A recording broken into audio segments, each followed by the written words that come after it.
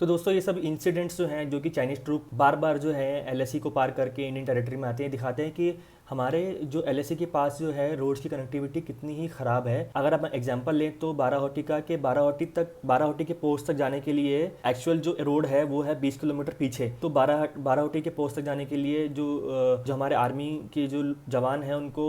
Literally एक या तो फिर जो नॉर्मल पॉटर्स होते हैं उनका सहारा लेना पड़ता है, या फिर जो गधे घोड़े खच्चर होते हैं उनका सहारा लेना पड़ता है वो पोस्ट तक जाने के लिए। और उस तरफ से चाइनीज़ आर्मी जो है नॉर्मली वहाँ से आपको पेट्रोलिंग करती दिख जाएगी। एलएसी के उस पार उनकी कनेक्टिविटी रोड की इतनी अच्छी होती है। तो मैं इस बारे में भी बात करूंगा कि हमारी एलएसी के पास जो है कनेक्टिविटी क्यों अच्छी नहीं है। ये बहुत ज़रूरी है इस बारे में बात करना कि इतने सालों से जबकि चाइना अपने तिब्बत के रीजन में इतना कुछ कर चुका है, वहाँ पे जो उनका कनेक्टिविटी है इतनी ज़बरदस्त है, उनका इंफ्रा इतना अच्छा है कि वहाँ पे वो सब कुछ कर सकते हैं। लेकिन हमारे यहाँ पर एलएसी के पास अभी तक हमारा इंफ्रा बहुत ही ख़राब है, जिसकी वजह से हमारे जवानों को बहुत ही सफ़र करना पड़ता है और उनको एक्चुअल जहाँ पर लड़ाई होनी होती है वहाँ तक जाने में बहुत टाइम लग जाता है और अपना सारा सामान ले जाने में, अपनी आर्टिलरी वहाँ तक शिफ्ट करने में बहुत ही ज़्यादा टाइम लगता है। तो दोस्तों जहाँ तक मैंने पढ़ा है और कुछ आर्टिकल्स मैंने पढ़े हैं, मुझे इतना समझ आया कि जब से 1962 के बाद इंडिया की डिफीट चाइना के थ्रू हुई है तो एक तरीके से एक माइंडसेट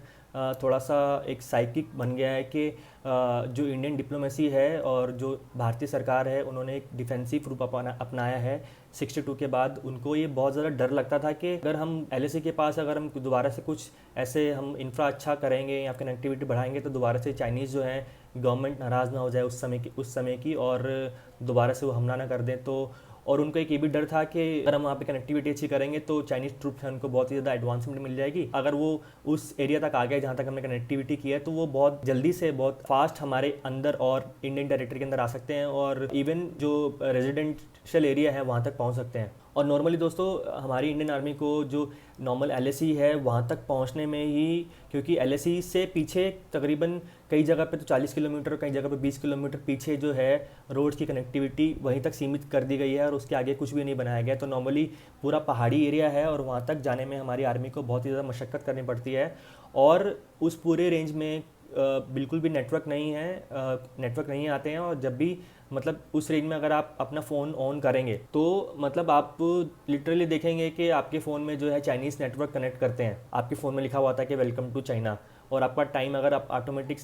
टाइम जोन सेट करते हैं तो वो तिब्बत के हिसाब से आपका टाइम सेट कर देता है फ़ोन का। और अगर आप बॉर्डर के उस पर देखते हैं, एलएसी के उस पर देखते हैं, तो तिब्बतन साइड में आपको एकदम पेव्ड रोड्स दिखेंगे और आपको मोबाइल टावर्स दिखेंगे, एक हाउसिंग पूरी स्कीम दिखेगी, हेलीपैड्स दिखेंगे, पूरी प्लानिंग दिखेगी आपको और लगेगा कि मतलब बिल्कुल एलएसी के पास उन्होंने अपना डेरा जमा रखा है। और दोस्तों इन्हीं रोड्स की, इन्हीं कनेक्टिविटी की एब्सेंस में जो है अगर आपको डिफेंस एरिया तक जाना है, आर्मी को एलएसी के पास जाना है तो उनको कम से कम 4 दिन लगते हैं वहाँ तक जाने में। और अगर वो नॉर्मली पॉटर्स का और जो घोड़े खच्चर उनका सहारा लेते हैं तो ये बहुत ही एक बड़ी डिसएडवांटेज हमारी आर्मी को मिलती है कि उनको वहाँ तक पहुँचने के लिए बहुत ज़्यादा समय लगता है और बहुत ही डिफ़िकल्ट टेरेन है वो। तो दोस्तों बार बार चाइनीज़ ट्रूप के इंडियन टेरिटरी में इन्विजन के कारण भारतीय सरकार को ये बात समझ आई कि हमें भी अपनी एलएसी के पास जो है कुछ ऐसे सामरिक रोड जो हैं बिल्ड करने पड़ेंगे ताकि हमारी भी कनेक्टिविटी अच्छी हो और हमारी आर्मी भी जल्दी से जल्दी वहाँ पर पहुँच जाए। और ये मतलब पूरी आर्मी ने और डिप्लोमेट्स ने डिसाइड किया था 73 जो हैं बॉर्डर रोड्स डिसाइड किए थे कि ये तो बनने ही बनने हैं और इनको प्रायोरिटाइज़ किया था कि ये 73 रोड्स जो हैं सामरिक रूप से बनने चाहिए एलएसी के पास। तो 1999 में ये पहले अप्रूव हुए थे, उसके बाद दोबारा से 2006 में ये दोबारा अप्रूव हुए कि ये 2012 तक बनने ही चाहिए। तो 2006 से लेके 2012 तक 6 साल का समय इनको दिया गया है कि ये जो 73 रोड जो हैं इनको बनाना ही बनाना है, जो कि सामरिक रूप से बहुत ही आवश्यक हैं हमारी बॉर्डर की सुरक्षा के लिए। और दोस्तों ये देख लीजिए कि 2012 से लेकर 2020 हो गया, ये रोड्स अभी तक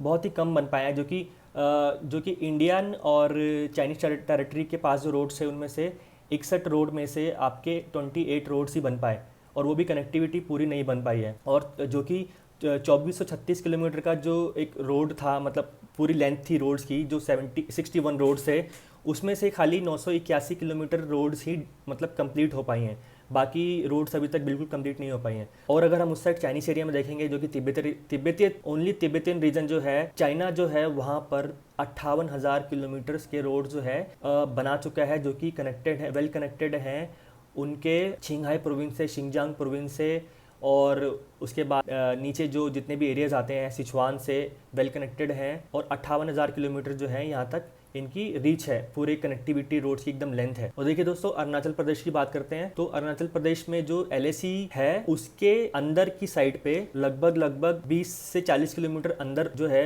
रोड्स बने हैं, और उसके बाद बिल्कुल ही जो टेरेन है बिल्कुल ही बहुत ही खराब है, पहाड़ी एरिया है। पीछे एक रिपोर्ट पड़ी थी मैं, जो कि श्याम शरण की रिपोर्ट थी, उसमें ये कहा गया है कि सिर्फ एक नज़रअंदाजी के कारण के अरुणाचल प्रदेश का जो बॉर्डर है LAC है, वहाँ पर अच्छे से पेट्रोलिंग ना होने के कारण इंडिया ने 640 स्क्वायर फुट किलोमीटर्स का जो एक एरिया है वो खो दिया। वहाँ पर चाइनीज़ जो हैं लगातार पेट्रोलिंग करते रहे, उन्होंने अपना अड्डा बना लिया, और उसके बाद वो उसे बोलते हैं कि यहाँ तक हमारी टेरिटरी है और पूरा अरुणाचल प्रदेश हमारा ही है, लेकिन वहाँ तक वो एकदम एडवांस कर गए। और दोस्तों, सिर्फ इसका एक ही कारण है कि जो हमारी सरकार की तरफ से लिमिटेड बजट, या फिर उसको बोल सकते हैं कि ब्यूरोक्रेटिक रेड टेप, जो एक वो फाइल्स रोक देते हैं, और करप्शन होगी, ब्यूरोक्रेटिक करप्शन होगी, डिफ़िकल्ट टेरेन है, वो बोल देते हैं कि डिफ़िकल्ट टेरेन है, टाइम लगेगा, और इस तरीके जो बहाने हैं मतलब। और जो कुछ लिमिटेड वर्किंग सीजन्स होते हैं, जो कि उन्हीं सीजन्स में ये जो रोड्स के हैं निर्माण हो सकते हैं। हाई एल्टीट्यूड एरिया है, तो वहाँ पे जो श्रमिक हैं वहाँ पे भी उनको कभी कभी दिक्कत आती है रोड्स बनाने में। बेसिकली ये काम BRO करता है, लेकिन फिर भी उनको श्रमिक चाहिए होते हैं, जो कि नॉर्मली सेंट्रल इंडिया से, या फिर जो कि नॉर्दर्न हाई एल्टीट्यूड एरिया से नहीं होते। और कभी कभी डिफ़िकल्टीज़ आती हैं कि इन्वायरमेंट को सिक्योर करना है, और क्लियरेंस लेने हैं काफ़ी जगह से जहाँ पे हमने इस तरीके के सामरिक रोड्स बनाने हैं। और कभी कभी जो लैंड है उसको एक्वायर करने के लिए भी बहुत ही ज़्यादा कभी कभी कानूनी पेच पड़ता है, क्योंकि चाइनीज़ साइड में ऐसा कुछ नहीं है। वहाँ पे कम्युनिस्ट पार्टी है, वहाँ पे उनको जो लैंड चाहिए होता है वो ले लेते हैं, लेकिन इंडिया में ऐसा नहीं है। इंडिया में आपको जो लैंड चाहिए उसके लिए आपको मतलब उसको एक्वायर करना पड़ता है गवर्नमेंट को, और अगर कोई नहीं देना चाहता तो वो फिर वो केस कर देता है, फिर वहाँ पर वो जगह अटक जाती है। और कई बार काफ़ी सारी ट्राइबल कम्युनिटीज़ वहाँ पर रहती हैं, वो जो चाहती हैं कि हम वहाँ से नहीं हटें, और उनको शिफ्ट करना बहुत ही मुश्किल होता है। तो ये सब दिक्कतें आने की वजह से हमारी जो LAC के पास कनेक्टिविटी है बहुत ही ज़्यादा ख़राब है। अगर देखा जाए तो अगर आप खुद से अगर मैप खोल के देखेंगे तो आपको पता चलेगा कि अगर आप LAC के उस पार देखेंगे, आपको बहुत सारे रोड्स दिख जाएंगे चाइना की तरफ से, जो कि नॉर्मल छोटे मोटे रोड्स नहीं हैं, प्रॉपर उन्होंने बहुत बड़े बड़े हाईवेज़ बना रखे हैं, और वेल कनेक्टेड हैं उनके बाकी शहरों से, और बहुत ही ज़्यादा एडवांस्ड है। वहाँ पे सभी नेटवर्क्स आते हैं उनके, और बहुत ही अच्छी कनेक्टिविटी है। आप यकीन नहीं मानेंगे कि उन्होंने तिब्बती रीजन में अपने 14 एयरबेस बना दिए हैं। इंडिया के पास सिर्फ 3 या 4 अभी तक बन पाए हैं, जो कि 2-3 उत्तराखंड और लद्दाख के एक रीजन में है, और एक अरुणाचल प्रदेश में है, नाम उनका भूल गया मैं, आप उनको गूगल कर सकते हैं। अगर आप अरुणाचल प्रदेश के नॉर्दर्न साइड पर जाएंगे तो मुझे ये कहने में शर्म आ रही है कि वहाँ पर जाकर आप देखेंगे कि वहाँ पर आपके इंडियन फ़ोन के नेटवर्क जो नहीं आते, बट चाइनीज़ नेटवर्क आते हैं। अगर आप गूगल मैप खोलते हैं वहाँ पर तो लिखा हुआ आता है कि आप चाइनीज़ टेरिटरी में हैं। तो ये तो हाल है बहुत ही हमारे इस तरीके से कंडीशन का, हमें इम्प्रूव करनी पड़ेगी। और अभी की जो सरकार है काफ़ी काम कर रही है, पिछले कुछ सालों से बहुत ही ज़्यादा एक्टिव है, BRO बहुत एक्टिव है हमारे बॉर्डर के पास रोड्स बनाने में, तभी दूसरे देश जो हैं बेसिकली स्पेशली चाइना जो है इस तरीके से प्रॉब्लम खड़ी कर रहा है। तो दोस्तों, इस लास्ट पॉइंट पे आके मैं अपनी वीडियो ख़त्म करूँगा कि पिछले 50 सालों से 1962 से लेकर अब तक एक भी गोली नहीं चली है, यानी कि कोई भी फायरिंग की एक घटना नहीं हुई है हमारे इंडिया और चाइना के बॉर्डर के डिस्प्यूट के बीच में। तो मुझे लगता है कि ये सिचुएशन भी जो है जल्दी से सॉल्व हो जाएगी, इसमें भी ऐसी नौबत नहीं आएगी कि गोली चले, फायरिंग हो, या फिर कोई झड़प हो, लड़ाई हो, क्योंकि दोनों ही न्यूक्लियर पावर हैं। और इस समय ये एक स्टेज नहीं है या एक टाइम नहीं है जो कि हम एक वॉर में पड़े, ये चाइना भी जानता है और इंडिया भी जानता है। तो इसी के साथ मैं ये वीडियो समाप्त करता हूँ। अगर आपको वीडियो पसंद आए तो प्लीज़ इसे लाइक और शेयर कर देना, और कुछ सुझाव हो तो प्लीज़ कमेंट्स के ज़रिए आप बता देना। ये वीडियो मैं यूट्यूब चैनल पे भी अपलोड कर दूँगा, और आप प्लीज़ उसे यूट्यूब चैनल को सब्सक्राइब कर लेना। और बाकी तब तक के लिए बाय बाय, थैंक यू।